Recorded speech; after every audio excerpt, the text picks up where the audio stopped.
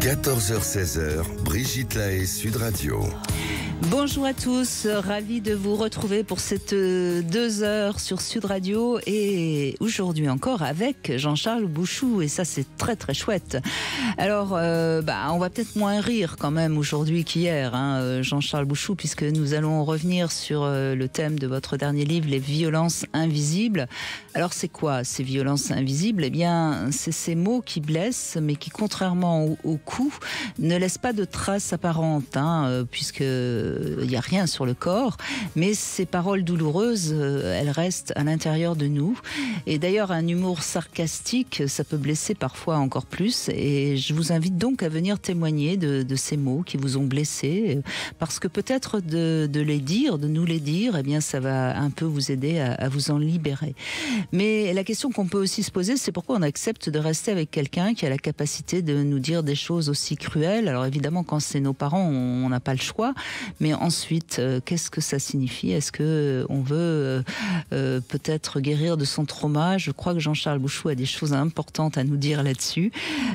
En tout cas, quoi que vous ayez entendu, que ce soit durant votre enfance ou durant une relation d'amour, et si ça vous bloque encore, eh bien, je vous invite vraiment à venir en parler au 0826 300 300. Vous pouvez également envoyer un SMS à Brigitte 7 20 18 et puis en deuxième heure, on recevra Julia Palombe et on évoquera son spectacle qui parle de fantasmes.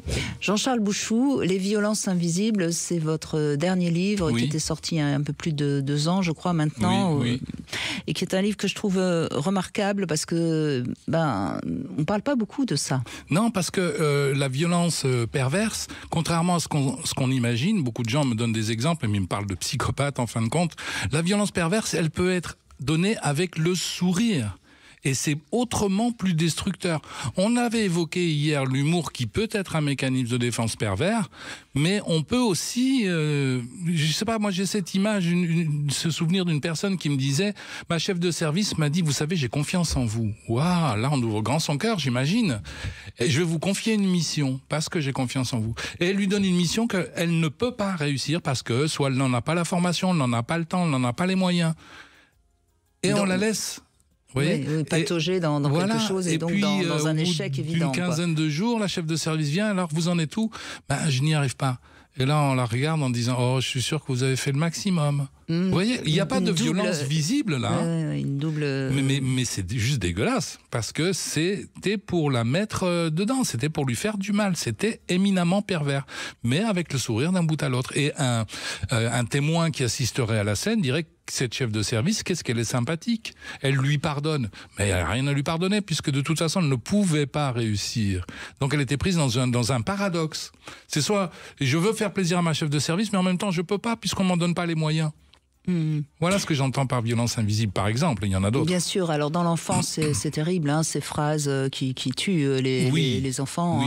Alors là, ça peut être de la violence bien visible, comme on l'a évoqué hier, où le père ou la mère se moque de son enfant. Et l'enfant, bien évidemment, ne peut pas répondre.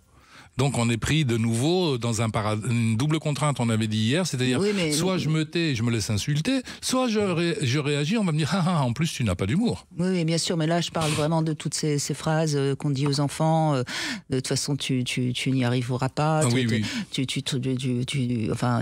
a des tas de phrases comme ça terribles. Et ça peut être fait avec le sourire là encore, oh mon pauvre tu n'y arriveras pas, laisse donc. Vous voyez, ça pourrait presque passer pour de la bienveillance, alors qu'en réalité, on est en train de démonter le gamin. C'est pas pour toi. On sait tout ce que des parents. Alors qu'une phrase magique comme j'ai confiance en toi, je sais que tu peux. Et si tu peux pas aujourd'hui, je sais que tu y arriveras demain de toute façon. Alors parfois, c'est même sans s'en rendre compte que les parents donnent des injonctions très négatives à leurs enfants. Oui. Ou quand, par exemple, un parent qui est trop anxieux, qui va empêcher l'enfant de faire quoi que ce soit, transmet son anxiété parce qu'il a peur, il est terrorisé à l'idée qu'il arrive quelque chose à l'enfant, et l'enfant du coup qu'est-ce qu'il va faire? Il va devenir totalement incapable d'oser quoi que ce soit et d'oser sa vie. Oui, parce que si l'enfant ose, parce que notre inconscient est beaucoup plus intelligent qu'on ne le pense. Si l'enfant ose, il va mettre son parent dans une drôle de posture. Et en fin de compte, c'est une fidélité aux parents que d'échouer.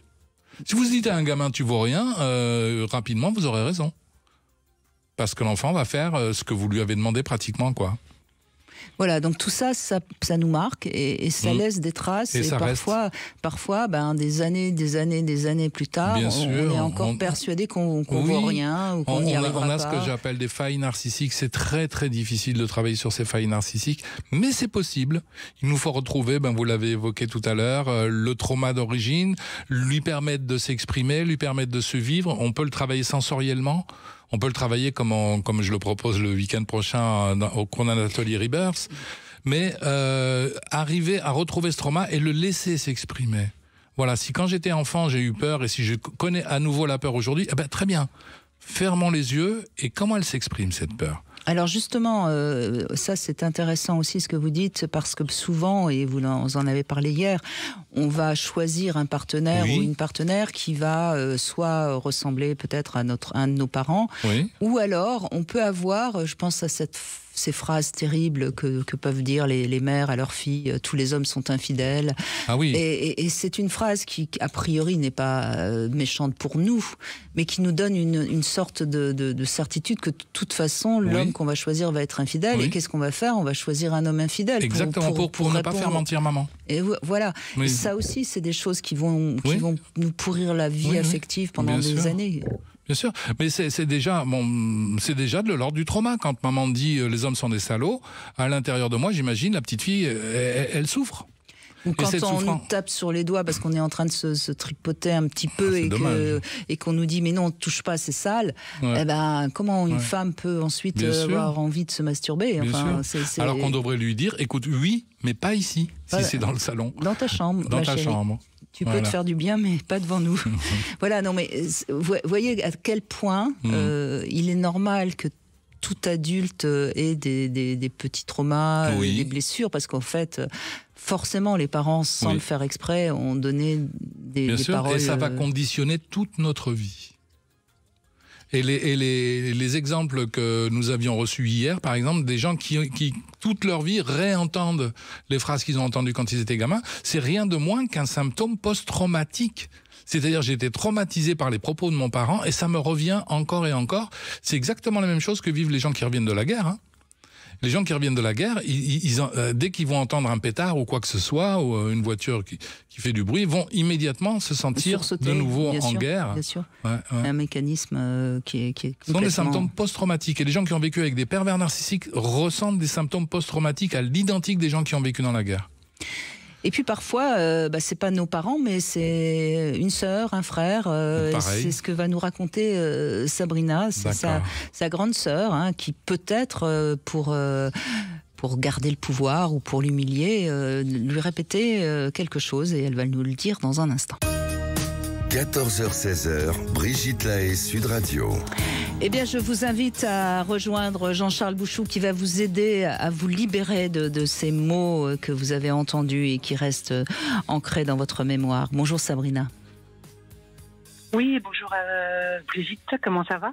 Ça va bien, ça va très bien, ça va très bien. J'ai pas mal travaillé, j'ai un peu vidé toutes ces violences invisibles que j'ai eues durant toute ma vie. Ne vous inquiétez pas Sabrina, je peux écouter les vôtres maintenant.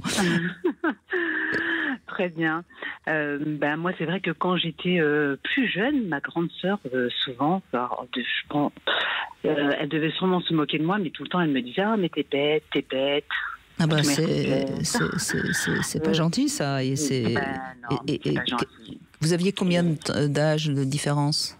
On doit avoir 1 an et demi, 2 ans.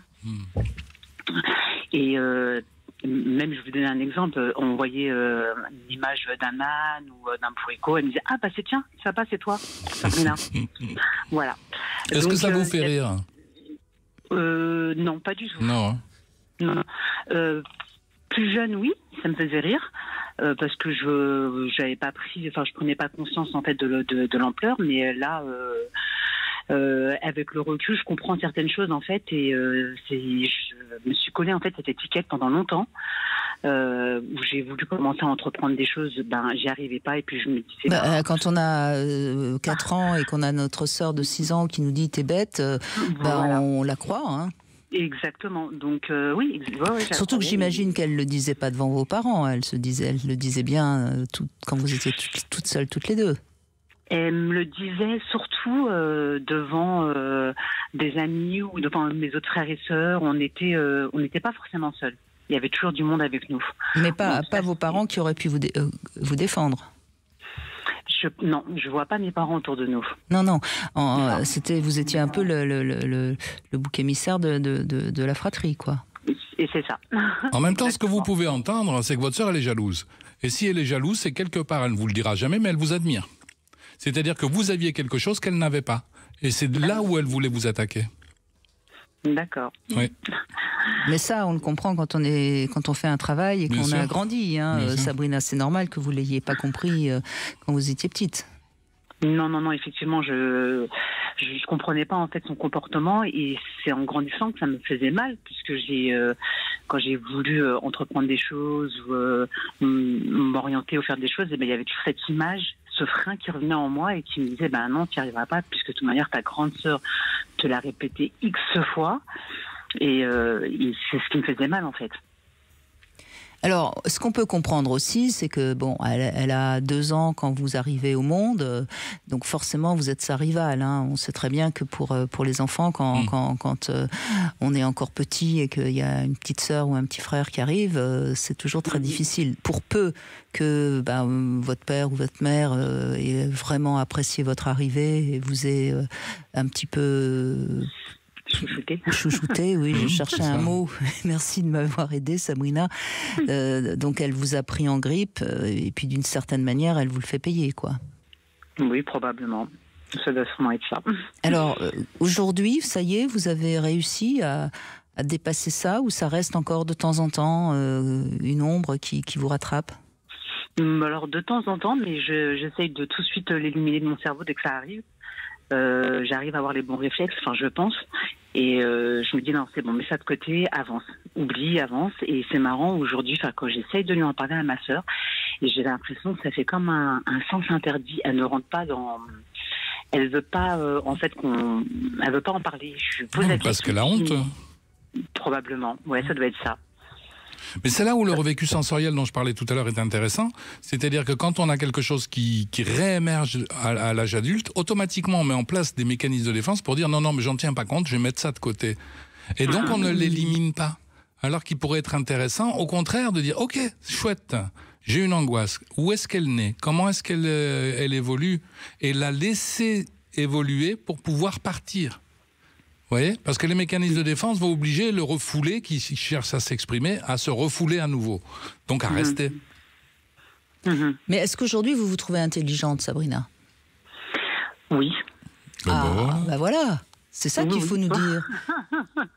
Oui, bien sûr, oui. Je me trouve très intelligente. Je trouve que Et entre nous, on ne lui dira pas, mais un peu plus que votre sœur. Oh oui. Je pense. En fait, je suis plus maligne qu'elle. Voilà. Donc après, peut-être que le mot plus intelligente ne sortira peut-être pas, mais je suis plus maligne qu'elle. Oui. Et, voilà, et c'est certainement ça qui s'est joué. C'est-à-dire que vous avez dû être un bébé un petit peu malin qui a su séduire bien vos parents. Et à un moment donné, elle vous a jalousé beaucoup. Et donc, elle vous a. Elle aurait pu dire autre chose que bête, mais elle avait trouvé cette... Ouais, on se moque des gens qui nous mettent en danger. Et s'ils nous mettent en danger, c'est pas de leur faute, c'est parce qu'il y a quelque chose en nous, il y a une faille à l'intérieur de nous. Et c'est là où ça vient taper. C'est sûrement ça, c'est sûr même. Ouais. Et donc, en finale, vous avez certainement un peu mieux réussi qu'elle. Non. Non. En fait, elle est en poste depuis longtemps, elle travaille pour une grande compagnie. Et non, mais je parle de la vie en général, je veux dire. Oui, alors professionnellement, moi je trouve que je rame. J'arrive pas à me positionner encore, mais peut-être parce que je me cherche quelque part. Mais après, moi dans ma vie perso, oui, tout se passe bien. Je suis en couple, j'ai mes enfants. Voilà. Parce que quelqu'un, alors à moins qu'elle ait travaillé sur elle, mais ça m'étonnerait parce que dans ce que vous nous dites, on n'a pas l'impression. Quelqu'un qui a toute son enfance eu besoin de rabaisser son frère ou sa sœur à quelque chose de comment dirais-je, d'un peu cassé, d'un peu aigri. Donc ça m'étonnerait qu'elle ait une vie affective, sociale, particulièrement harmonieuse, voyez.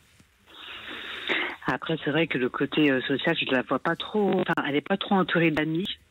Elle a son petit concon, elle a son mari, ses enfants ne sont plus trop là parce qu'ils sont grands maintenant. Mais c'est vrai qu'elle n'a pas trop. C'est vrai que moi de ce côté-là, je suis beaucoup plus épanouie. J'ai mes amis sur qui je peux compter. Je les vois souvent, je sors souvent, et c'est vrai que elle, je ne la vois pas trop. Bah oui, parce que si elle est dans la rivalité, elle était dans la rivalité avec vous, il y a des chances qu'elle soit aussi dans la rivalité avec les autres femmes.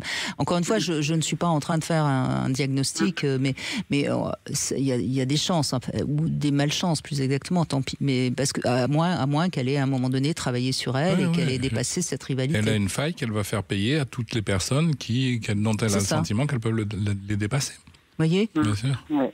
Donc finalement, vous avez su dépasser votre blessure, il me semble. Et alors, est-ce que vous aimez bien les ânes maintenant ?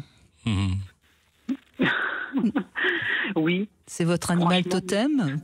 Parce que c'est très intelligent, un âne, hein, contrairement à ce qu'on croit. Et c'est exactement ce qu'on... Enfin, on m'avait dit ça... je pense que c'était une prof qui m'avait dit ça, je m'en souviens plus, mais du coup, ça m'a... pas soulagée, mais quand même un petit réconfort. Donc oui, c'est mon petit animal totem. Moi, je trouve ça très mignon. Voilà. Oui, c'est un animal assez... enfin, c'est plus intelligent qu'un cheval, par exemple, l'âne. Moi, j'en ai eu un, donc je sais de quoi je parle. Et c'est un animal qui est très symbolique aussi. Oui, c'est vrai. Et c'est bizarre d'ailleurs qu'on les... Enfin, le bourré d'âne... Ils peuvent être têtus. C'est-à-dire s'ils n'ont pas envie de vous obéir, ils vous obéiront pas. Eh bien, c'est bien. Voilà. Ils ont Alors raison. que le cheval est plus facile, je crois, à dresser. C'est vrai, ça c'est vrai. Oui, enfin, ça, bon, c'est vrai. l'âne, on en a quand même fait beaucoup de choses et c'est un animal qui notamment dans les pays pauvres, sert énormément. Hein, donc c'est un animal qui est très au service de l'homme. Mais oui, mais bon. Eh bien, écoutez...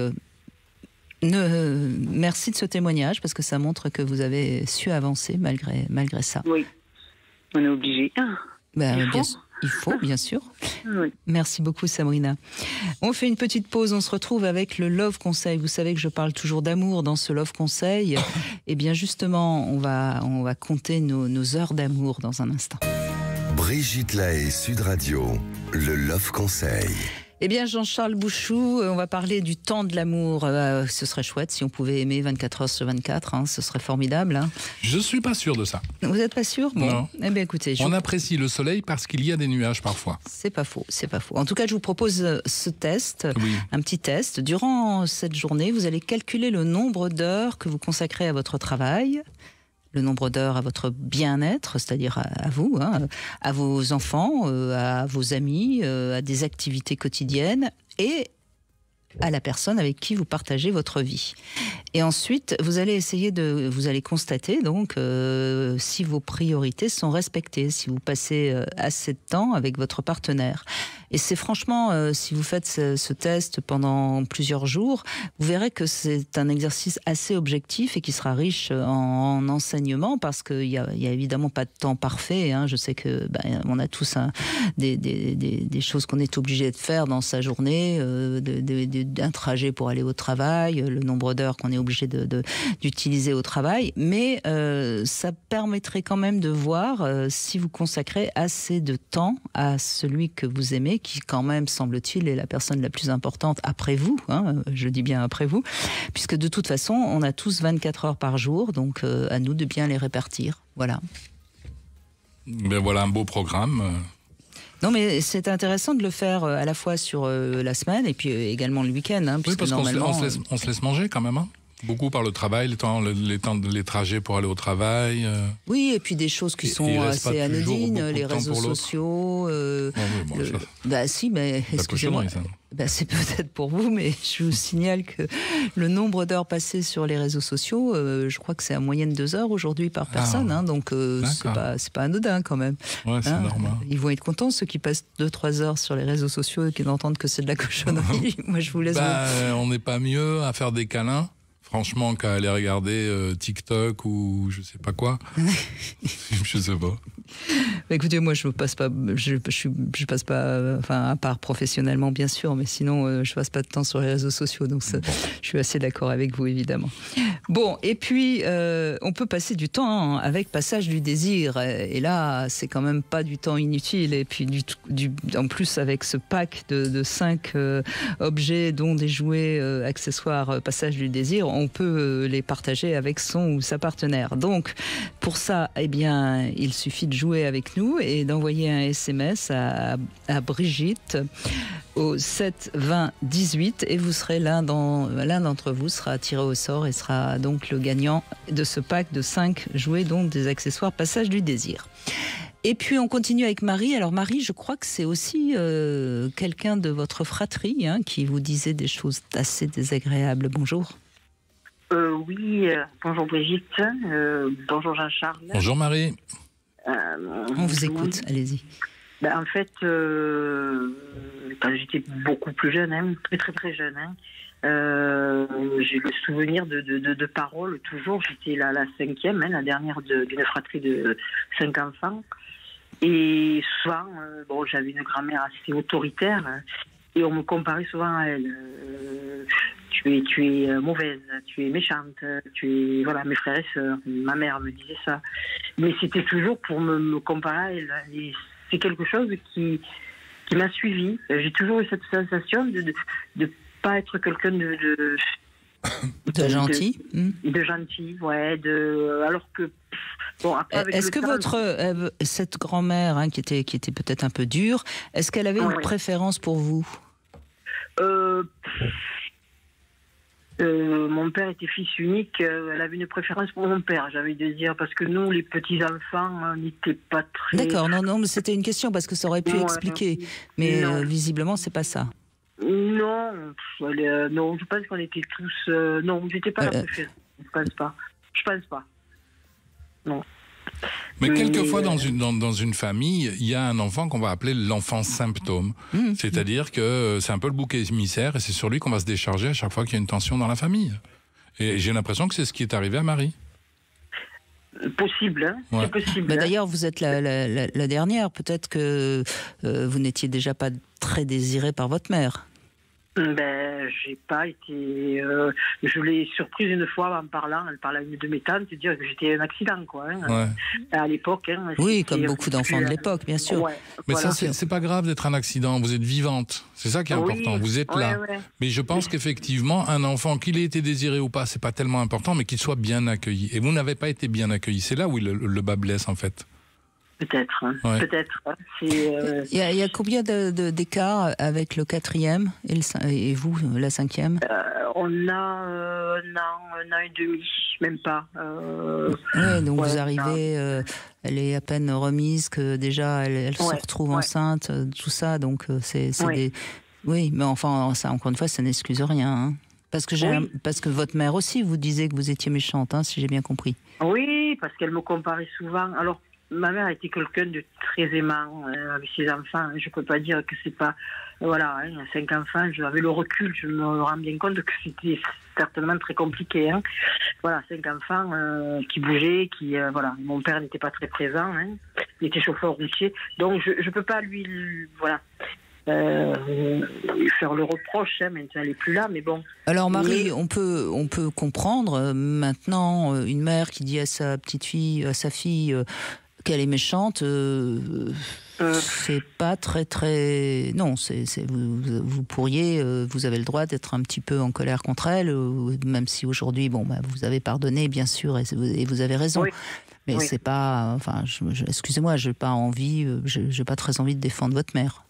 Oui, peut-être. Mais pour moi, on me comparait souvent à ma grand-mère. Ma grand-mère a été quelqu'un de pas très sympa, quoi. Voilà, je vous dis, elle n'avait pas de préférence. Elle nous aimait de loin. Oui, bien sûr.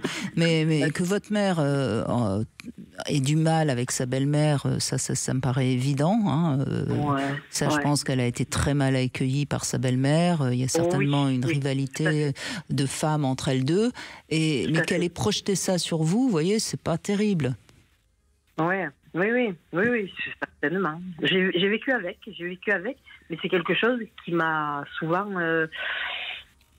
interrogée sur moi-même. Hein. Ouais, c'est souvent. Oui, parce que là, contrairement à Sabrina, c'était sa sœur.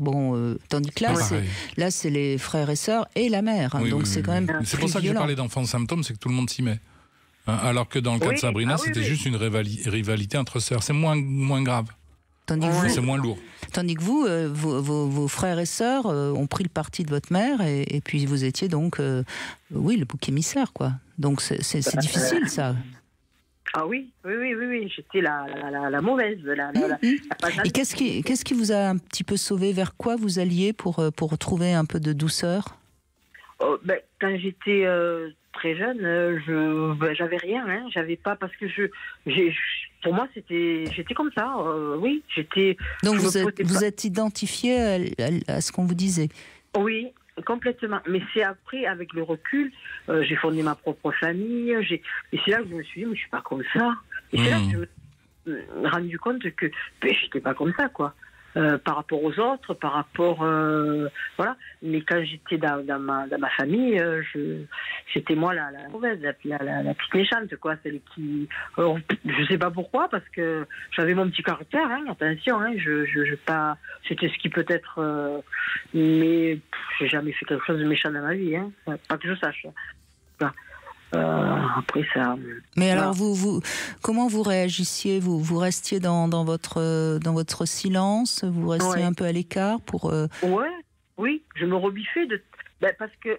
Vous rebiffiez, donc ça justifiait pour vous que vous étiez la méchante, en fait. Oui. Alors que non, c'était une. Oui, c'est-à-dire que le problème est induit par l'entourage. C'est-à-dire, je vais vous dire que vous êtes méchante, vous allez réagir en vous mettant en colère, et je vais pouvoir dire, tiens, regarde la preuve que tu es méchante puisque tu es en colère. Alors qu'en réalité, c'est moi à l'origine du problème. C'était ça. C'est vrai. Avec le recul, je l'ai un petit peu compris. Bien sûr. Voilà, mais voilà.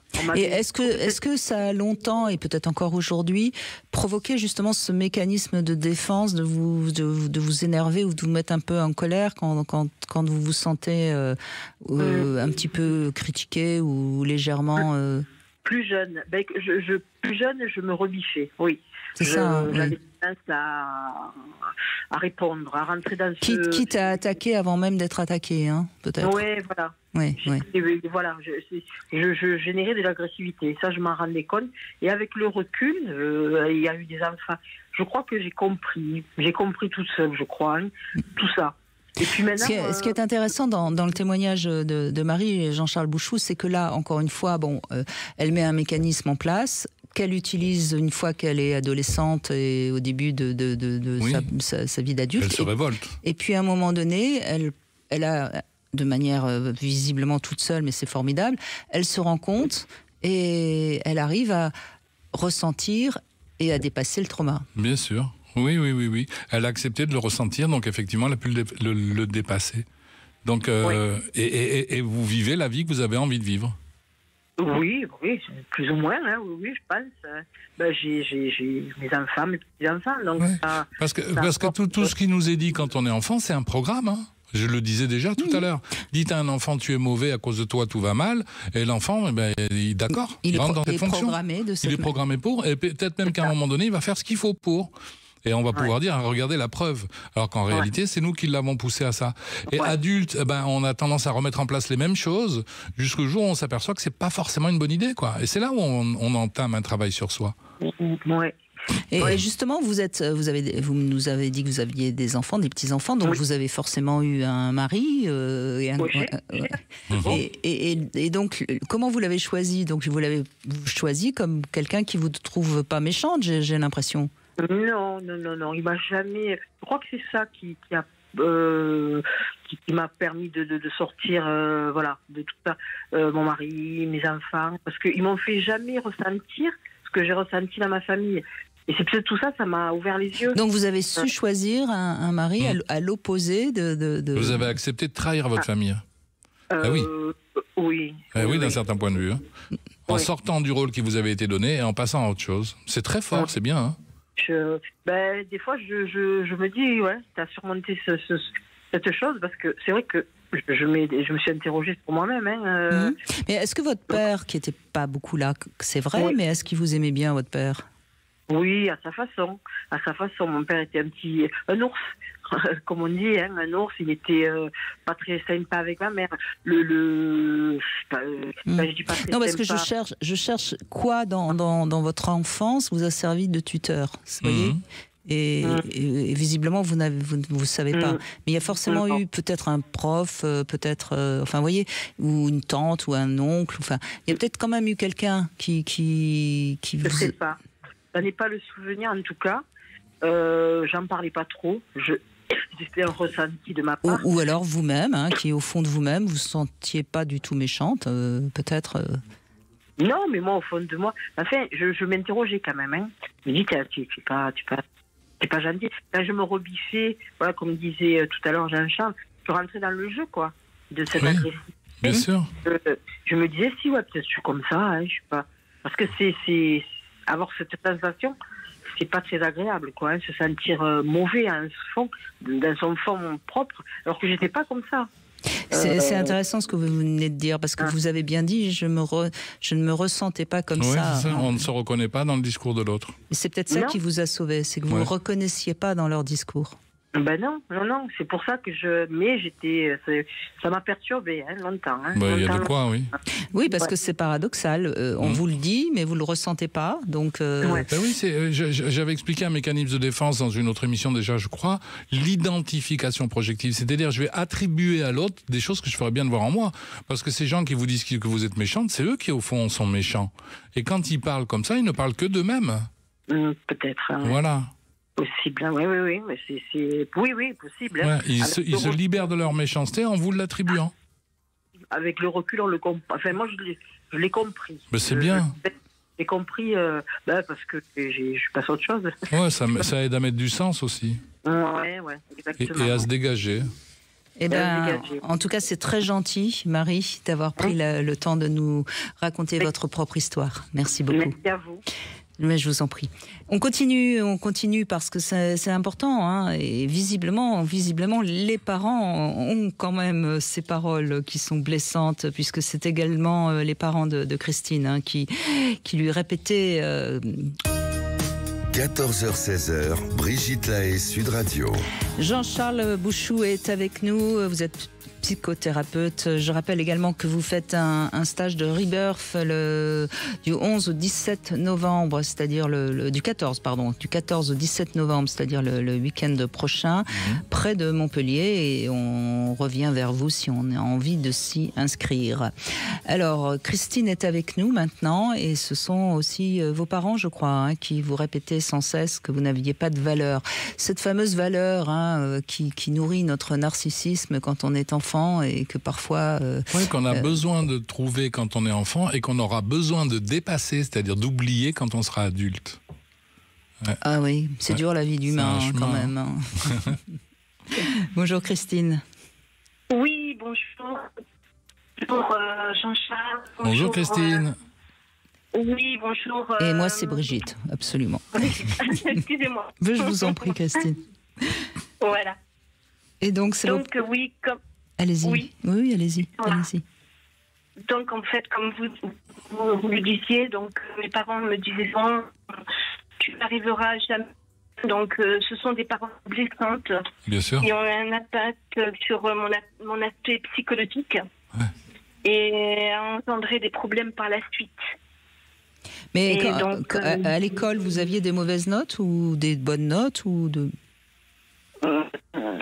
C'est moyen. Normal, enfin on va dire. Normal, voilà. Et donc il y avait pas. J'étais quand même une élève assez sérieuse, assidue, et voilà.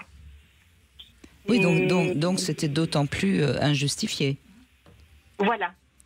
Mais il le disait sous forme de critique ou il le disait du style non, mais tu n'y arriveras jamais? C'était de la critique. C'était de la critique, hein, donc tu es Oui, nul. oui, Ouais. c'était de la critique. Là, voilà. Donc c'est une agression. Donc ça m'a vraiment perturbée durant plusieurs années. Hein. Ouais. Et j'ai eu du mal à me faire confiance. J'avais peur d'être rejetée par les autres. Bien sûr. C'est ce que vous aviez connu, c'est un rejet. Vous avez des frères et sœurs? C'est un rejet. Oui, j'ai 3 sœurs, dont une jumelle. D'accord. Et tout le monde a eu le droit au même traitement ou seulement vous? Non. Que vous? Que moi, oui. Ouais, c'est l'enfant symptôme dont je parlais déjà tout à l'heure. Voilà, exactement. Vous êtes la dernière ou la première? La première jumelle. La première, oui. Souvent, hein, l'enfant symptôme, c'est le premier ou le dernier. Hein. Oui. Oui. D'accord. Oui. Donc voilà, donc j'ai essayé de me reconstruire en me battant donc contre ces peurs saintes, de ne pas pouvoir reconstruire mon projet de vie. Donc j'imagine, Voilà. au sortir de l'enfance, c'est-à-dire à l'adolescence, vous avez l'impression que de toute façon, vous ne valez pas grand-chose et qu'il faut trouver un petit boulot, quelque chose qui Voilà, c'est hein, ça. on est d'accord, on n'ose pas avoir un peu d'ambition, parce que c'est ça qui est terrible, hein, exactement. c'est que ça casse le Il s'est créé une faille narcissique chez Christine. Et, oui, tout à fait. Voilà, c'est ça. Hein. En même temps qu'une blessure de rejet. C'est surtout la blessure de rejet. Bien sûr, ouais. Et je l'ai ressenti longtemps. D'accord. C'est une Très des blessures longtemps. les plus difficiles à vivre, je crois, la blessure de rejet. Oui.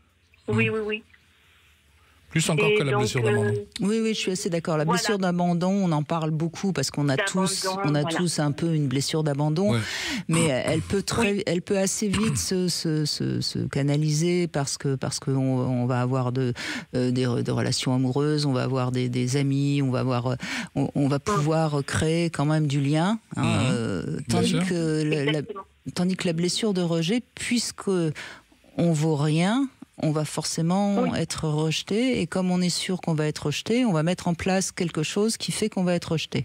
Exactement. Il nous arrive toujours ce qui nous fait le plus peur dans nos vies. Ouais. Et on va le chercher, et encore une fois, vous allez me dire, je tourne en boucle, c'est parce qu'on a besoin de revivre le trauma originaire. Donc vivre ce rejet, le vivre vraiment sensoriellement à l'intérieur de soi. Il y a des exercices pour ça. Hein. Exactement.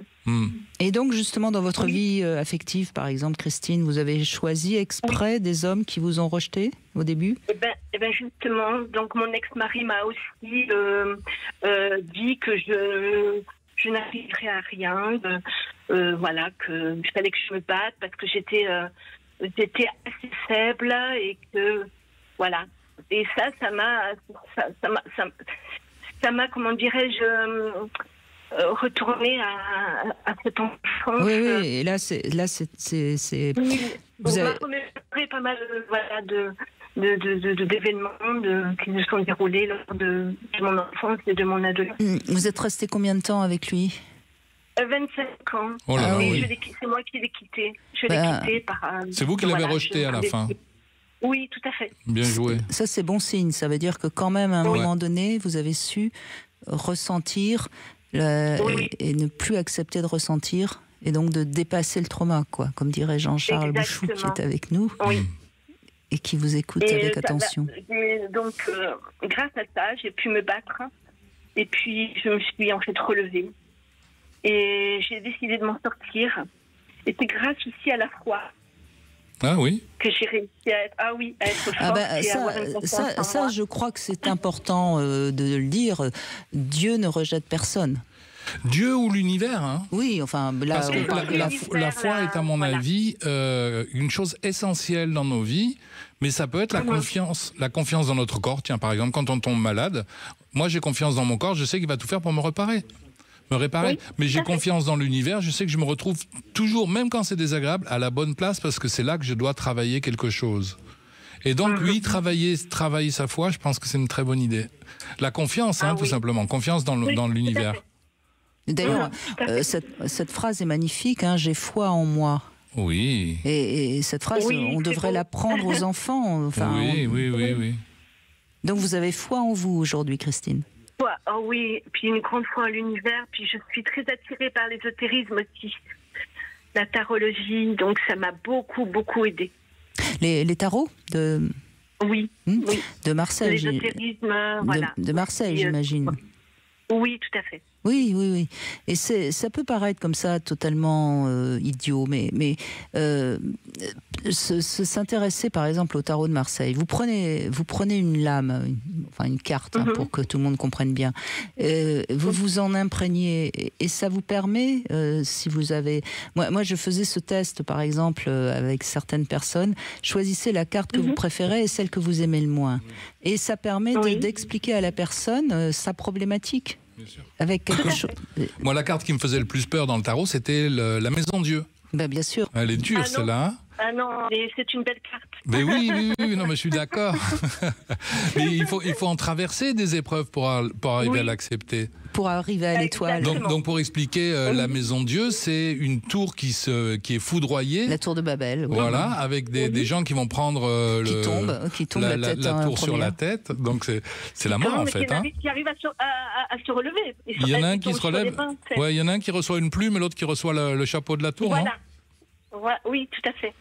Mais en fait, c'est l'épreuve, la Maison de Dieu, et c'est l'épreuve qui va nous transformer. Et donc, qui est à rapprocher peut-être de l'alchimie. Vous avez l'air de mieux connaître que moi. Oui, tout à fait. C'est ça. Hein. Donc, il ne faut pas... Et c'est pour ça que je dis, excusez-moi, mais quand on a un trauma, il faut le vivre. C'est-à-dire rentrer dans la Maison de Dieu, accepter de s'effondrer.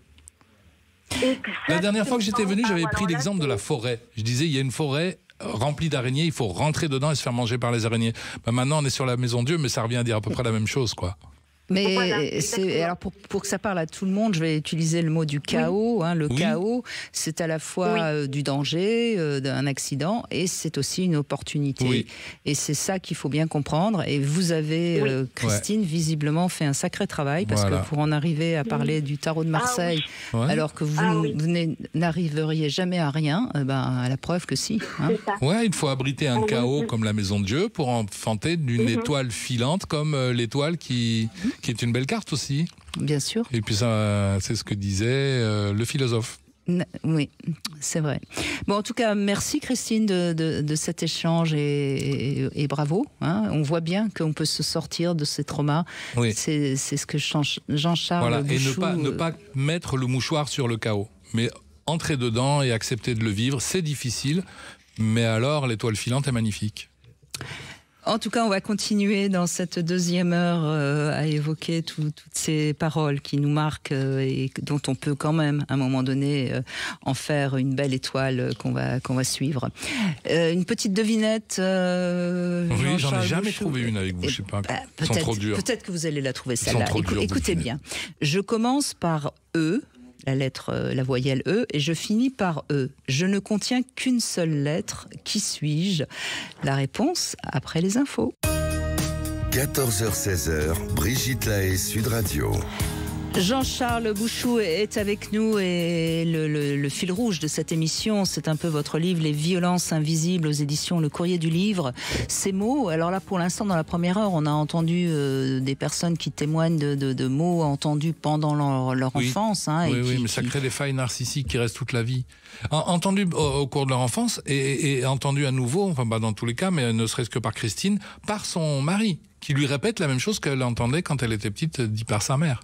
Alors on va voir, peut-être qu'on va entendre d'autres témoignages, mais en tout cas on voit bien comment ces phrases qui sont méchantes d'ailleurs, qui sont des critiques, peuvent nous marquer et c'est important d'abord d'en prendre conscience, qu'on a une sorte de saboteur intérieur qui nous a été on a repris les propos de nos parents pour pouvoir s'en libérer. On va continuer dans un instant avec Catherine, mais je voudrais ma réponse à ma jolie devinette. Je l'aime bien celle-là. Je commence par E, je finis par E, je ne contiens qu'une seule lettre. Qui suis-je ? Pas moi, un panier d'œufs, un E, encore un autre E. Une enveloppe. Ah, c'est joli. C'est joli. Oh là là, je l'avais pas vu venir ça là, dis donc. N'est-ce pas ? Ça commence par E, ça se termine par E, et une enveloppe ne contient qu'une seule lettre. Oui, c'est vrai. Elle est mignonne, elle est jolie. Elle est très bien. Catherine, bonjour. Bonjour Brigitte, bonjour Jean-Charles. Bonjour Catherine. Eh bien, écoutez, moi, je vais vous amener mon témoignage qui va pas trop à l'inverse de ce qu'on a déjà entendu ou de ce que l'on entendra, hein, des phrases assassines. Ouais. Voilà. Sauf que vous, c'est votre ex-conjoint, hein, je crois, c'est oui, ça. Voilà, c'est ça. Oh, ben, voilà, qui rejoignait aussi ce qu'on me disait quand j'étais petite, élevée par mon beau-père et ma mère. Et moi, c'était des phrases du style « t'es qu'une pauvre fille, de toute façon, sans moi, ben, tu peux rien faire ». Et qui est-ce qui disait ça, maman ou le beau-père? Alors, c'était plutôt le beau-père, voilà. Un jaloux encore. Le beau-père. Oui, oui, oui. Ah oui, ça. Mais c'est l'histoire de Cendrillon que vous êtes en train de nous raconter, là, non? Écoutez, je ne sais pas, mais on doit être beaucoup de Cendrillon, à mon avis. Ouais. Et voilà. Et votre mère prenait pas votre défense? Ma mère, non. Enfin. Parce que c'est quand même important. Pardon? Et je dis non, pas trop, parce qu'il était alcoolique et plutôt violent, donc tout le monde baissait le nez quand on était en sa présence, de peur de... Parce que voilà. c'est bon, en effet, ce beau-père vous a certainement donné quelque chose de négatif, mais le fait que vous ne soyez pas protégé et défendu par une mère qui normalement doit quand même être là pour vous aider et qui reste avec cet homme-là, je veux dire, c'est une double peine, encore une fois. Il faut aussi entendre la responsabilité de votre mère dans cette histoire. Et si vous choisissez un compagnon comme ce beau-père, en quelque sorte, vous rejouez aussi ce que votre mère a vécu, parce qu'elle est restée aussi avec un homme qui... Mais en fait, elle n'a pas eu trop... Enfin, le choix, si, on l'a toujours, parce que moi, j'ai fait mon choix il n'y a pas très longtemps, et voilà. Mais en fait, elle s'est mariée avec cet homme, elle avait déjà un enfant, et elle était enceinte de moi. Donc, du coup... on lui a pris, elle s'est mariée avec ce qu'elle a trouvé, en fait. Voilà. Oui, ce qui a bien voulu d'elle. Et votre père, là-dedans, il est où? Alors, je ne sais pas du tout. J'ai jamais connu. Et j'ai appris qu'à 50 ans, en fait, que mon beau-père n'était pas mon père. Ah, vous pensiez que c'était votre père? Oui, carrément, oui. D'accord. Oui, je pensais que donc, il y avait un père, mensonge, il y avait un secret. Il y avait beaucoup de secrets, de non-dits, de mensonges. Et est-ce que ça vous a soulagé quand vous avez su que c'était pas votre père? Est-ce que ça m'a soulagée? Oui, quelque part, oui, ça m'a soulagée. Non, mais c'est pas obligé, hein, c'est juste une question parce que... Mais pas plus que ça non plus, en fait. Non. Parce que j'avais ça gomme un problème et ça en fait émerger un autre. Ouais, oui, voilà, c'est tout à fait ça. Ouais. Tout à fait ça. Non, mais c'est intéressant parce que là, on se rend compte que le secret de famille, quelque part, il masque quelque chose, mais que c'est quand même un truc qu'il faut dépasser à un moment donné. Oui, bien sûr. C'est ça, il faut trouver la force en soi pour le dépasser. Donc c'est chaotique, hein, très chaotique. Oui, et puis je crois que moi, ce que j'ai envie de dire aussi, c'est que votre mère, au fond, elle vous dit pas la vérité, quoi. Elle vous protège pas, et puis elle vous fait croire que c'est votre père alors que c'est pas votre père. Bon, tout ça est quand même. On part sur du sable mouvant. Hein. Ouais, mais il y a beaucoup de fantômes dans votre famille. Hein. Oui, le fantôme du père que vous n'avez pas connu, mais qui devait avoir une présence malgré tout. Hein. Parce que, contrairement à ce qu'on pense, quand on ne dit pas la vérité, l'autre sait, mais il ne sait pas qu'il sait. Et ça crée un fantôme. Ça peut créer des cauchemars, ça peut créer des angoisses qu'on ne comprend pas. C'est ça. Et moi, je me disais toujours, quand j'étais petite, je me souviens jusqu'à 12 ans, ça m'arrivait de pleurer, je me disais qu'on m'avait mis dans cette famille et que c'était pas ma bonne famille, que c'était pas mes parents, en fait. Ben ouais, mais c'était à moitié vrai. Une erreur. Et c'était à moitié vrai, exactement. Bien sûr. Oui, ce que je dis, hein, on sait, mais on ne sait pas qu'on sait. Alors après, on crée des fantasmes, et il se crée réellement des fantômes. Des fantômes qui vont nous déranger, et quelquefois sur plusieurs générations. C'est ça. Et puis de la honte aussi, de la honte de sa propre famille. Ça engendre beaucoup de choses, quoi. Ouais. Et vraisemblablement, votre mère s'est fait payer quelque chose en étant avec cet homme. Elle devait avoir honte, on ne saura pas pourquoi. D'avoir été enceinte, et après elle a accepté tout et n'importe quoi, parce qu'elle ne méritait pas mieux.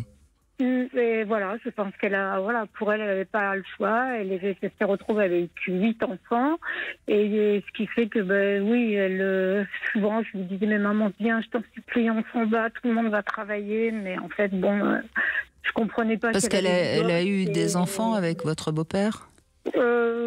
Oui, je pense que les 6 qui sont derrière moi, oui, il y en a de mon beau-père, oui. Il y en a de mon beau-père. Ça veut dire quoi, il y en a de mon beau-père? Ça veut dire qu'elle avait d'autres amants aussi? Oui, au moins un. Au moins un. Je pense qu'elle était très très amoureuse d'un homme que je voyais passer devant notre maison. Et j'avais compris à un moment donné que chaque fois que le véhicule de cette personne passait, ma mère se mettait vite à la porte pour le regarder passer. Donc, ce qui fait que, oui, elle avait la tête ailleurs, quoi. Et vous parlez de la tête, on entend autre chose. Hein. Enfin, oui, bah, bien sûr. Bien sûr, ça, je l'en ai longtemps voulu, ma mère qui est décédée depuis 20 ans déjà. Mais je lui en ai longtemps voulu parce que j'arrivais pas à faire la paix avec elle, quoi. Voilà. Dans votre histoire, bon, maintenant elle est partie, votre mère, si j'ai bien compris, tout ça est complexe, et puis on voit bien qu'il y a plein de secrets de famille. C'est parfois important d'essayer de mener sa petite enquête pour comprendre pourquoi sa mère se comportait de cette manière-là, parce que derrière ça, il y a forcément aussi peut-être des secrets de famille, de la souffrance. Et plus on arrive à mettre les bons mots sur l'histoire de ses ancêtres, mieux c'est, même si c'est pas toujours simple, parce que d'abord, parce que le temps a passé. Et puis les gens ne nous disent pas toujours la vérité, visiblement. Exactement. Moi, j'étais allée voir une amie de ma mère, qui était sa meilleure amie, mais je vous parle de ça, elle avait déjà dans les 70 ans, cette personne-là. Et je lui avais dit, écoute, s'il te plaît, dis-moi, maman est morte, mais maintenant, dis-moi, quoi. Alors, raconte-moi, dis-moi, quand j'ai été trop enceinte de moi, enfin, dis-moi. Et elle m'a répondu, écoute, j'ai juré à ta maman que je parlerai pas, que je dirai rien, et que je ne dirai rien. Je respecte ma promesse, et voilà. Et du coup, il y avait que cette personne qui aurait pu éventuellement m'éclairer, mais après, vous savez, chacun y va de son petit commentaire, quoi. J'avais quelques oncles avec qui j'ai essayé de piocher des informations. Mais certains vous disaient des choses et d'autres choses qui ne correspondaient pas vraiment. Véritable enquête qu'il faut parfois faire, c'est vrai, c'est pas facile. Donc voilà, et puis au bout du compte, tout le monde est parti, mort. Et moi j'ai 73 ans et je fais avec maintenant, hein, j'ai pas le choix. Hein. Écoutez, ça va quand même bien mieux, me semble-t-il, et c'est ça qu'il faut Vous entendre. avez réussi à traiter quand même pas mal de vos problèmes. Hein. En tout cas, merci Catherine de ce témoignage. On va continuer bien sûr avec vous. Vous avez envie de nous parler de ces phrases qui vous ont marqué et parfois ça peut être ça peut être notre partenaire qui nous dit quelque chose et ça aussi c'est terriblement douloureux. Brigitte Lahaie, Sud Radio. C'est maintenant.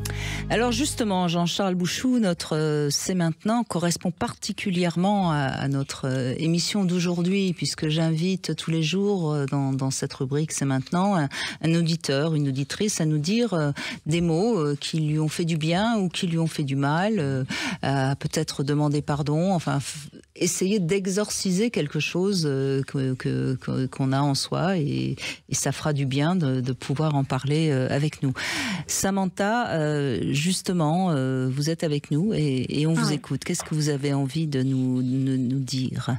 Donc, bonjour Brigitte et bonjour Jean-Charles. Bonjour Samantha. Donc, qu'est-ce que je peux vous dire ? Par exemple, mon compagnon, dernièrement, m'a dit que je méritais mieux que lui.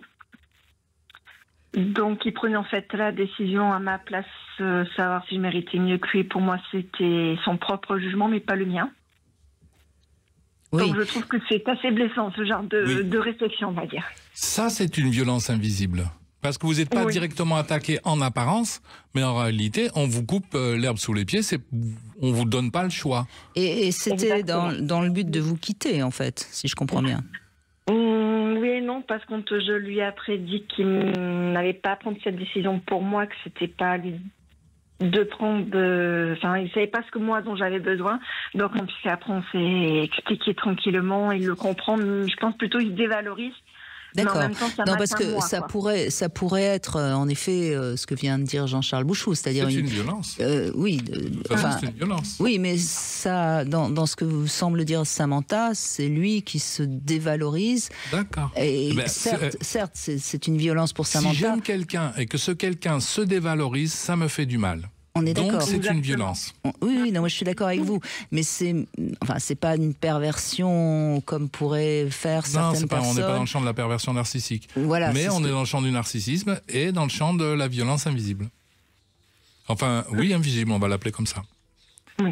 Mais vous avez super bien réagi, Samantha, bravo. Parce que Ben, vous... j'ai même pas réfléchi, c'est sorti tout seul, et je pense que ça l'a assez surpris. C'est pas la première fois qu'il se dévalorise et que ça m'impacte à chaque fois, on va dire. Vous avez le droit de lui dire, hein, je ne tiens pas à ce que tu te dévalorises, ça me fait du mal. Je voulais pas dire. C'est vrai que j'ai pas pensé à lui dire, mais Ouais. je lui ai juste dit qu'il n'avait pas à prendre cette décision et que c'était Ouais. quelqu'un de bien. Il fallait qu'il pense pas autrement.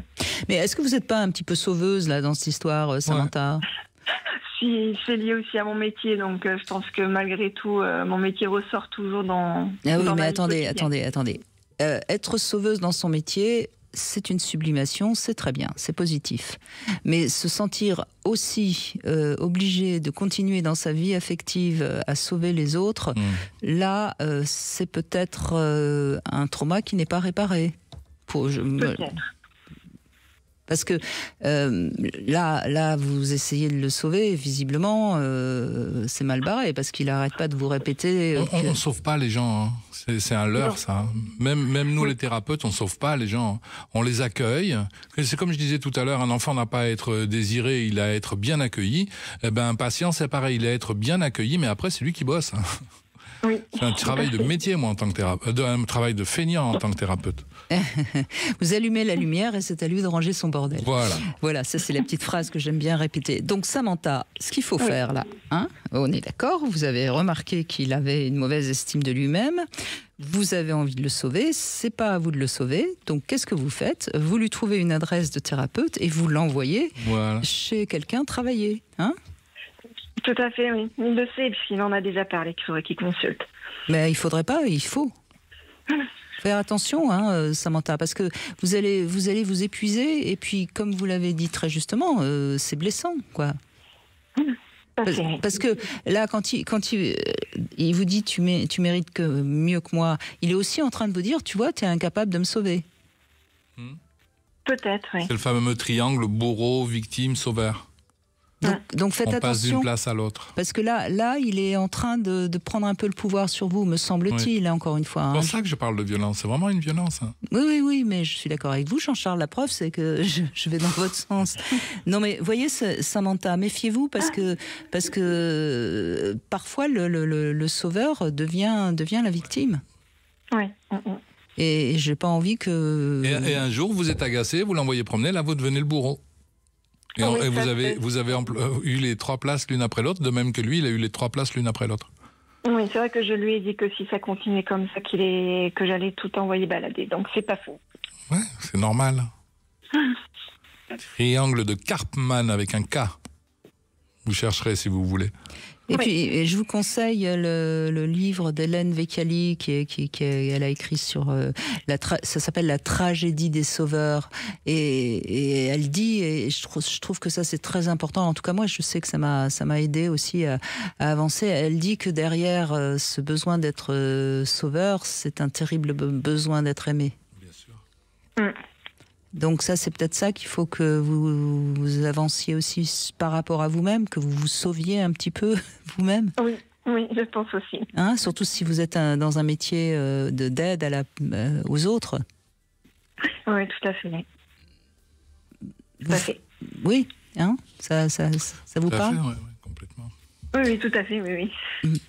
Parce que chez les thérapeutes, par exemple, Jean-Charles Bouchou, il y a différentes sortes de thérapeutes. C'est pas toujours le besoin de sauver les autres, hein, on est bien d'accord. Non. Et d'ailleurs, c'est pas les meilleurs thérapeutes. Ça doit hein. nous passer, hein, si ça a été le cas à un moment ou à un autre. Ouais. Non, on est des mécaniciens, on observe, on entend, on repère, on propose. Mais à un moment donné, on propose à la personne un type de travail et c'est la personne qui travaille. On retrouve un trauma, on dira, il s'est passé ça, ça a généré telle émotion, ok, on va travailler si vous êtes d'accord. Fermez les yeux, revivez la scène. Qu'est-ce qui se passe sensoriellement? Et on dégage les traumas.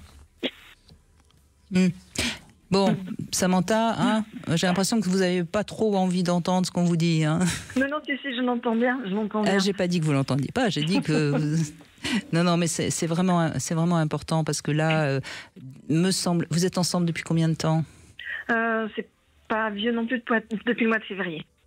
D'accord, donc c'est relativement récent.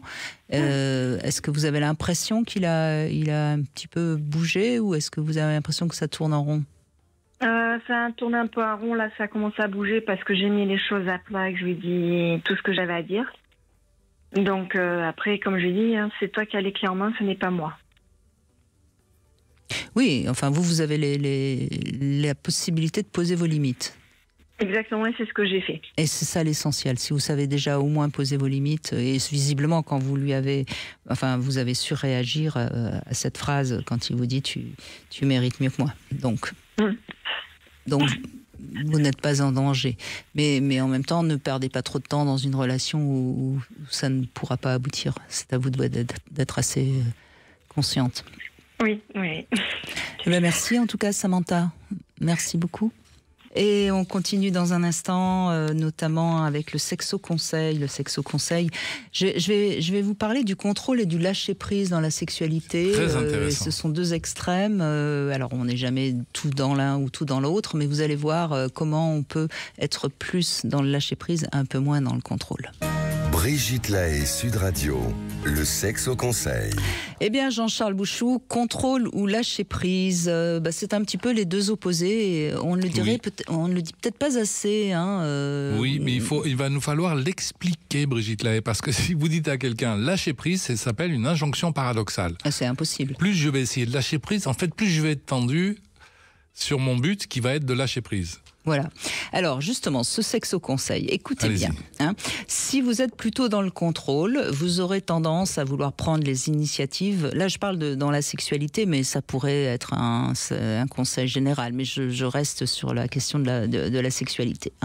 Donc vous aurez tendance à avoir envie d'être un petit peu celui ou celle qui prend l'initiative de la position, du moment où on fait le rapport, on a un rapport sexuel, etc. Et vous serez peut-être aussi dans une attitude qui sera plutôt un évitement, parce que c'est aussi une manière d'être dans le contrôle quand on évite d'avoir un rapport sexuel, ou alors dans une soumission totale. Curieusement, la soumission totale, c'est aussi du contrôle. Ah ben oui, c'est le dialogue du maître et de l'esclave, la dialectique du maître et de l'esclave. Qui est-ce qui a le pouvoir? Est-ce que c'est le maître ou l'esclave? C'est l'esclave. Eh oui, le maître dépend de l'esclave beaucoup plus que l'esclave ne dépend du maître. Donc voyez bien que contrôle ou passivité, c'est la même chose, ce n'est pas du lâcher-prise. Parce que le lâcher-prise qui, lui, permet réellement d'avoir une meilleure sexualité, qu'est-ce que c'est? C'est une capacité d'être dans son ressenti et de vivre son ressenti dans l'instant présent. C'est une méditation. Alors là, vous allez encore compliquer les choses, excusez-moi. Pourquoi pas? Jean-Charles Bouchou. Bon, bref. Donc, qu'est-ce qui empêche le lâcher-prise? Eh bien, je vais vous donner beaucoup de pistes. La peur, l'insécurité, l'infériorité, la honte, le dégoût, la haine, d'être mal dans son corps, d'être mal dans sa vie, de ne pas être à l'aise dans la confiance réciproque avec son partenaire. Donc, voyez bien, il y a énormément de choses qui empêchent le lâcher-prise dans la sexualité. Donc, moi, je vous conseille peut-être de réécouter en podcast ce sexe au conseil, parce que vous allez peut-être un peu avancer. Mais tant qu'on n'est pas dans le lâcher-prise sexuellement, on ne peut pas atteindre l'extase, c'est-à-dire le vrai jouissance, quoi. Oui. Oui. Oui, tout à fait, Brigitte. Là, vous lâchez prise, Voilà, Jean-Charles j'ai complètement Bouchou. lâché prise. Ouais. Vous êtes dans votre méditation intérieure, là. Je ne sais pas où vous êtes parti, mais vous êtes un peu parti au 7e ciel, il me semble. Ouais. Bon, allez, revenez sur Terre. Ou alors c'est Julia Palombe qui vous a fait... Mais je suis troublé. Voilà, j'ai Elle m'a compris. troublé, Julia. C'est la faute de Julia Palombe. Je ne suis pas surprise. Bon, Julia Palombe, une petite seconde et puis c'est à vous. Mais d'abord, j'ai envie aussi d'aider les auditeurs à être dans le lâcher-prise grâce au passage du désir, puisque c'est le moment de jouer avec Sud Radio pour gagner ce pack de 5 jouets, dont des accessoires passage du désir. Vous commencez à connaître le principe, vous envoyez un SMS Brigitte au 7 20 18 et l'un d'entre vous sera tiré au sort pour repartir avec ce pack de 5 objets passage du désir. Et bonne chance à tous. Bonjour Julia Palombe. Bonjour Brigitte. C'est vrai qu'elle nous arrive toujours dans des tenues, hein, franchement. Magnifique. Franchement. Je suis tellement content d'être venu. Bonjour Julia Palombe. Alors vous êtes là à Paris dans le studio, mais le week-end prochain, enfin pas ce week-end, mais le week-end d'après, vous êtes à Marseille. Vous êtes à Marseille le 14 et le 15 novembre au théâtre du Tétard. Il y a toujours une queue avec vous, hein. Et j'espère qu'il y aura la queue pour le spectacle. C'est pour ça, oui. C'est à 20h au théâtre du Tétard, donc à Marseille, pour jouer ce spectacle que vous commencez enfin qui est un succès maintenant. Ça fait déjà pas mal de temps que vous jouez Fantaisie. Oui. Alors Fantaisie, c'est le public, hein, qui vous envoie des petits mots avec leurs fantasmes, et sur scène, vous jouez ce fantasme. Oui, c'est anonyme, alors c'est important de le rappeler, parce qu'évidemment ça permet ce fameux lâcher-prise, enfin en tout cas le commencement d'un lâcher-prise. Et ils écrivent ces petits mots vraiment à l'entrée du théâtre. Donc il y a comme ça une interactivité et une intimité qui se crée immédiatement. Moi, ça me ravit d'aller directement dans cette sphère du fantasme, parce que là, on en parlait du 7e ciel, on espère toujours quand même cette extase, justement. Elle n'est pas si facile à trouver.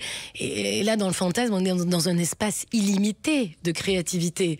Donc oui, c'est quand même fabuleux, c'est un tremplin extraordinaire. Mais c'est ce que vous venez de dire, quoi. Il faut quand même une capacité d'improvisation et d'imagination et de créativité pour arriver tous les soirs comme ça, d'improviser le fantasme, parce que j'imagine que, alors il y a des fantasmes qui reviennent, évidemment, je suppose, mais de temps en temps il doit y avoir un fantasme qui doit vous exciter parce qu'il faut là trouver comment le jouer sur scène. Oui, c'est le jeu effectivement là d'actrice, hein.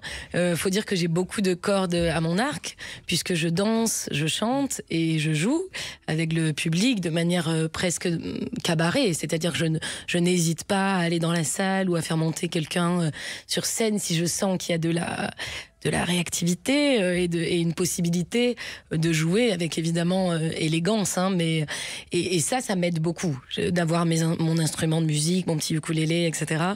Et c'est ça, je crois, qui crée aussi une diversité. On est pris justement dans le fantasme. Il y a cette idée d'être un peu, de pouvoir faire des connexions un peu folles finalement. Moi, je les incite à aller au plus loin de leur folie jouissive, hein, mais aussi de mettre des détails. C'est-à-dire, vous dites oui, que les fantasmes reviennent. Évidemment, vous parlez de la soumission, de la domination, par exemple. C'est un fantasme qui revient sous plein d'angles différents, mais il est présent. Qui est certainement assez à la mode, en plus. Bien sûr. Je et crois, puis, hein. il est esthétiquement, il est fascinant. Donc, il y a plein d'attraits. Mais par exemple, je les incite à y mettre du détail, parce que c'est dans le détail que le diable se cache. Non, mais c'est dans le détail qu'on va pouvoir vraiment rire ensemble et s'amuser. C'est pas la même chose de dire, par exemple, qu'on a envie d'être attaché au radiateur, comme ça, sans détail. Ça, c'est parce qu'on est frileux. Voilà.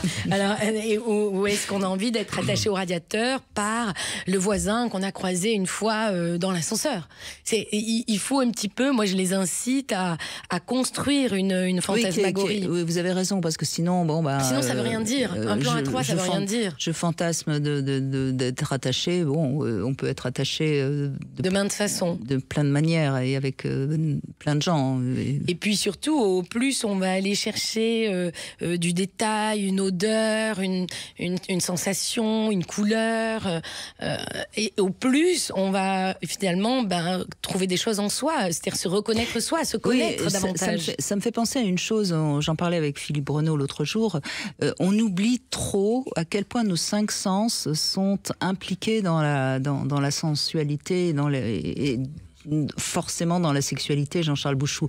Au fond, je trouve que on parlait de ressenti par rapport au trauma, mais est-ce que finalement on ne devrait pas plus aider les gens, et donc les enfants déjà, à être dans leur corps, et donc à ressentir par tous les sens, quoi? Mais évidemment, oui. Moi, quand mes enfants étaient petits, je leur servais du soda, mais en toute petite quantité, et on jouait le dernier qui a fini à gagner. C'est-à-dire que ça les obligeait à déguster ce qu'ils étaient en train de boire. Parce que les enfants, naturellement, si on leur sert un grand verre, pof, ils boivent ça d'un seul coup. Et j'avais envie qu'ils arrivent à détecter les moindres saveurs dans ce qu'ils étaient en train de boire. Pareil pour les repas. Moi, je fais ça avec ma coupe de champagne, oui. Oui. mais c'est très important. Déjà, là, on boit moins. Ce que vous êtes en train de on boit dire. moins, absolument. Et on apprécie plus. Et on a le plaisir réellement. Et c'est ça aussi la sexualité. Bien sûr, c'est tout à fait ça. Quand je fais monter quelqu'un sur scène, généralement, effectivement, il y a du champagne et il s'agit de le déguster et parfois même de jouer à le déguster d'une autre manière ou sur la peau, etc. Et on voit bien que ça demande un peu d'audace quand même. Ça demande d'affronter sa propre sensualité. Alors maintenant, quand on avale, vous voyez de quoi je parle. Bon là, j'avoue que j'avale très vite. Hein, on est plus sur le champagne. Non, non, mais ça c'était une private joke avec Julia. Excusez-nous, Jean-Charles Bouchou. On fait semblant. Nous sommes des femmes d'expérience.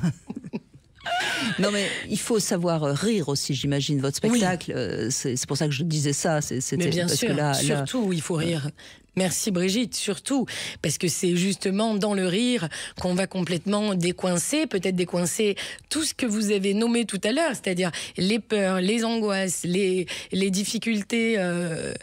divers et variés dans le couple. Le dégoût aussi, parce que j'en parlais dans ce Sexe au Conseil, dans la sexualité, il y a des gens qui ont un problème avec le dégoût. Oui. Et ça peut venir d'un trauma, ça peut venir d'une méconnaissance, il n'y a pas de raison. Ou de phrases entendues quand ils étaient gosses, de nouveau, on revient à ce qu'on disait tout à l'heure, la mère qui dit, mon Dieu, quelle horreur, je vais encore passer... Quelqu'un m'a dit ça, je vais encore passer à la casserole. Les enfants, ils entendent et ils se disent ça doit pas être très joyeux ce qui va lui arriver à maman. Mais dans le rire... Mais c'est pas dans la cuisine qu'on fait l'amour. Dans la chambre, il n'y a pas de casserole.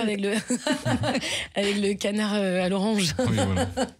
Non, mais dans le rire, il y a effectivement se lâcher. Enfin, on oublie soudain. J'ai l'impression que quand ils sont avec moi dans la salle et qu'on se met à rire et qu'il y a comme ça une connivence qui s'installe, eh bien, ils oublient qu'ils sont là, ils oublient qu'ils sont en train de dire des choses un petit peu comme ça, voilà, excitantes et qui sont intimes.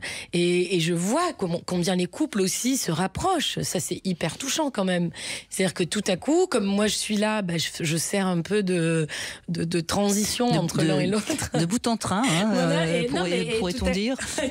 Ils ont une faculté plus grande.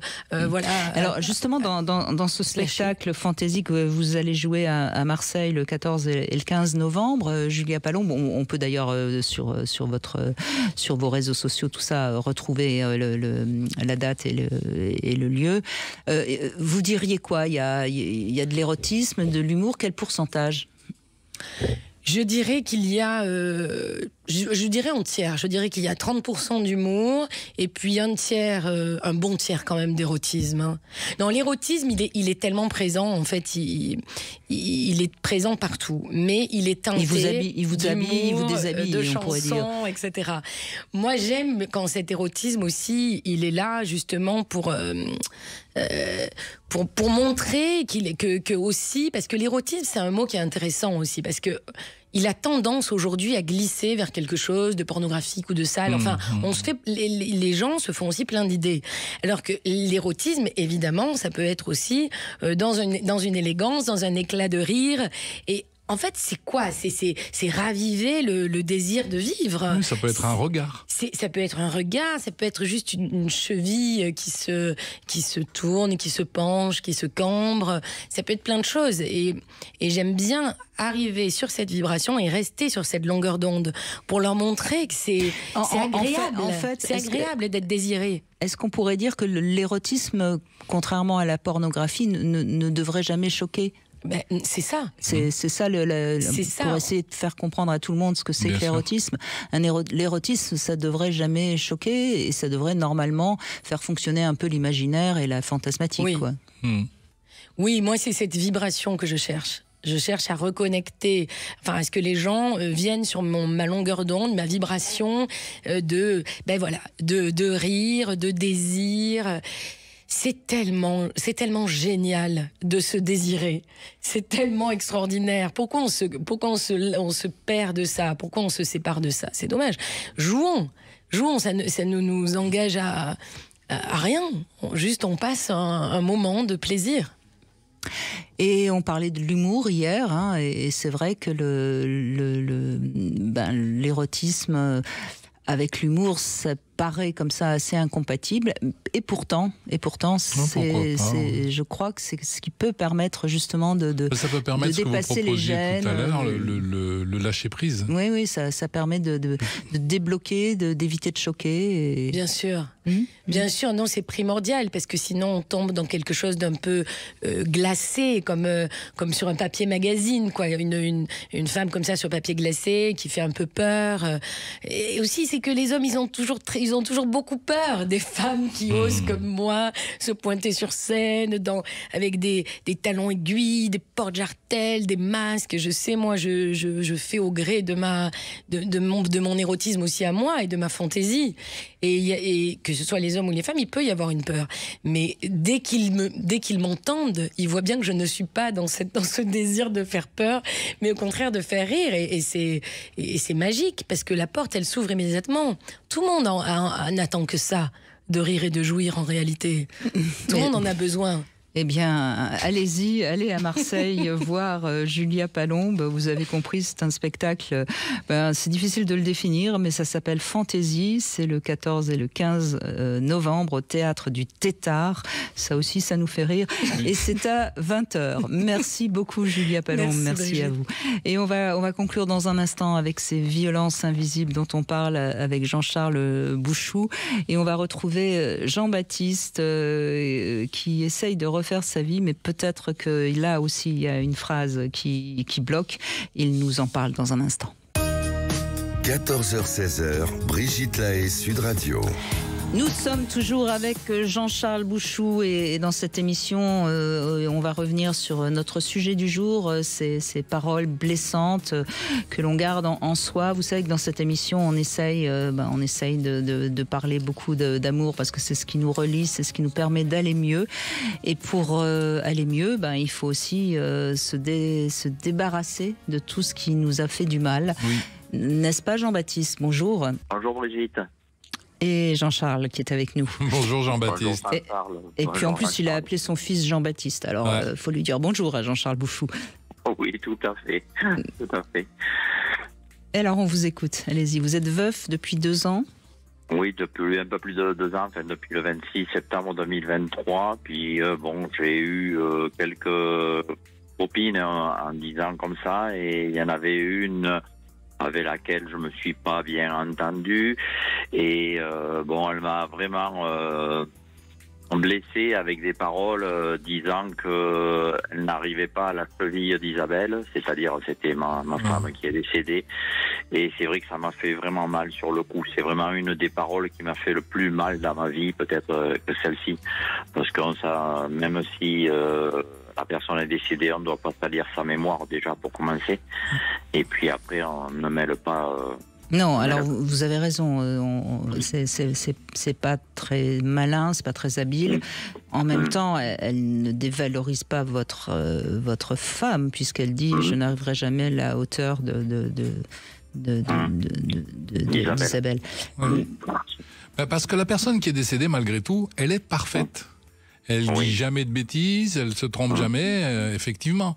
Et alors que la personne qui est là avec nous, forcément, elle risque de se tromper, de commettre des erreurs. Donc c'est vrai que ça doit être assez difficile de vivre avec la présence de quelqu'un qui n'est plus là. Et je comprends aussi votre amie.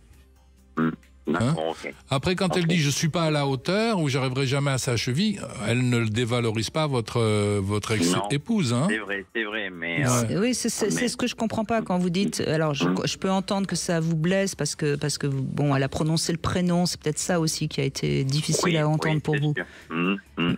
C'est sûr, ça c'est vrai. Et puis sachant que bon, elle la connaissait pas du tout, puisque bien sûr c'était une petite femme handicapée qui a souffert toute sa vie, et malgré toutes ses souffrances, elle faisait beaucoup de choses dans la maison, et on était très fusionnels, très complémentaires l'un et l'autre. Oui, mais vous voyez, on entend bien, Jean-Baptiste, à quel point elle est encore très présente pour vous. C'est ça. Et ça laisse pas de place à l'autre. Et c'est ça, ouais.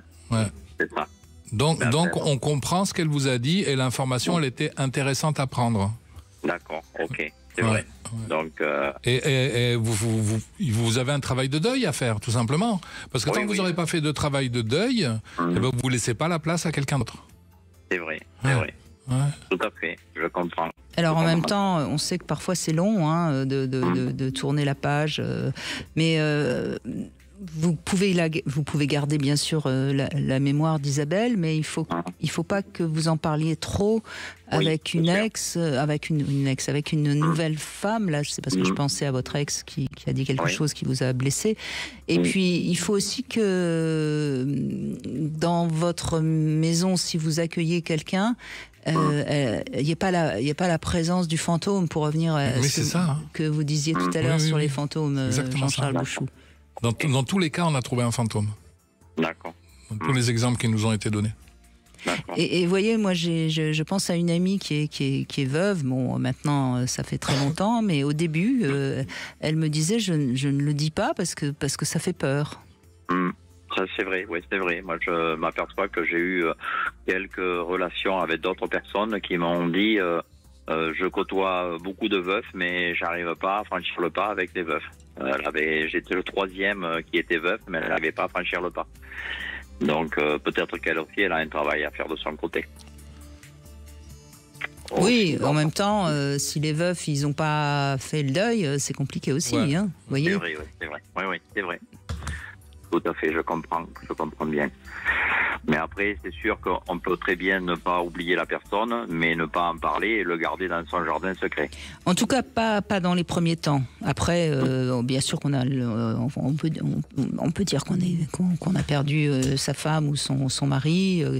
Bien sûr, mais je pense que c'est pas la peine de toute façon, il vaut mieux pas au début d'une relation donner trop de détails des personnes avec qui on a vécu avant. De toute façon, ça c'est déjà une règle parce qu'il faut se découvrir, et il faut plutôt être dans la rencontre avec l'autre que de. Mais je fais partie des personnes qui, quand je suis questionné, je réponds et je réponds toujours avec franchise, parce que je suis quelqu'un de franc, direct, et je dis beaucoup les choses, et des fois ça plaît ou ça plaît pas, c'est vrai, parce que moi j'ai toujours aimé la droiture, la franchise, voilà. Est-ce que vous vous sentiez coupable lorsque vous avez eu des relations après la disparition de votre épouse? Non, pas du tout. D'accord. Pas du tout. J'essaye de refaire ma vie parce que je suis jeune, j'ai 58 ans. Donc, je pense que la vie est mieux d'être à deux que seul, parce que c'est vrai que j'ai de l'amour à donner, j'ai de l'amour à recevoir. Et puis, il y a tellement de personnes qui sont seules et malheureuses. Moi, je sais. Donc, pourquoi pas lier... comment j'arrive pas à m'exprimer, l'utile à l'agréable, c'est-à-dire apporter... de la compagnie et aussi moi j'appellerais ça de l'amour, hein, tout simplement, voilà. Jean-Baptiste. Essayons de mettre un mot plus général et à la fois plus beau sur tout ça, parce que finalement c'est peut-être la chose la plus importante qu'on puisse avoir dans la vie, c'est de l'amour au sens, encore une fois, dans tous les sens du terme. C'est vrai. Et ce qui ne vous empêchera pas d'avoir aimé votre femme, et ce qui ne vous empêche pas de garder pour elle cette affection et ces souvenirs, et puis en même temps ne pas idéaliser non plus, et puis à partir de ce moment-là vous pourrez vous en libérer aussi, parce que c'est parfois aussi parce qu'on idéalise un peu trop la personne qui est partie, comme si avec elle ça aurait été idyllique jusqu'au bout, qu'on n'arrive pas à faire le deuil. Non, après, il faut se dire qu'on tourne, c'est même pas une page, c'est un chapitre, c'est un livre, qu'on recommence un nouveau livre. Voilà. On recommence une nouvelle histoire, voilà. Oui. Ce qui est difficile, moi, c'est ce que je me suis dit. C'est fin de l'histoire avec le décès de mon épouse et on entame un nouveau roman d'amour ou une nouvelle histoire d'amour avec une nouvelle personne. D'une certaine manière, et je sais que ça peut peut-être choquer certaines personnes qui m'écoutent et qui sont veufs ou veuves, eh ben, c'est une histoire qui s'arrête, c'est une rupture et on repart sur une autre histoire. Voilà. On prend le temps de faire son deuil. Et puis on repart sur quelque chose de neuf. Exactement. Et on évite de trop évoquer l'autre. Ça veut pas dire, on peut dire je suis veuf, j'ai été marié, mais pas trop évoquer l'autre, c'est-à-dire ne pas la faire vivre dans notre discours. C'est toute la différence, absolument. Ouais. Merci beaucoup Jean-Baptiste, merci à vous. Tout de suite, vous retrouvez Alexandre Delevanne pour C'est votre avenir. Jean-Charles Bouchou, je rappelle que vous êtes également l'auteur des Pervers narcissiques, cette édition Erol, qui est ressortie. Il est ressorti en poche là, 17 tout récemment. ans après, bravo, félicitations. En tout cas, c'est un livre qui peut aider beaucoup de personnes qui nous écoutent. Je sais que c'est un sujet qui est important. Et puis notre gagnant, c'est Pierre qui habite dans les Landes. Il me reste à vous conseiller de nous écouter, éventuellement aussi en podcast si vous n'avez pas eu la possibilité d'écouter toute l'émission, qu'il y a peut-être des témoignages qui pourraient vous aider à mieux comprendre pourquoi ces phrases qui nous blessent restent en nous. Et puis lundi, nous serons avec Bruno Clavier. On parlera de la sexualité des personnes qui ont subi des abus sexuels. Pourquoi c'est parfois si compliqué et pourquoi il y a peut-être autant de femmes qui ont du mal avec la sexualité.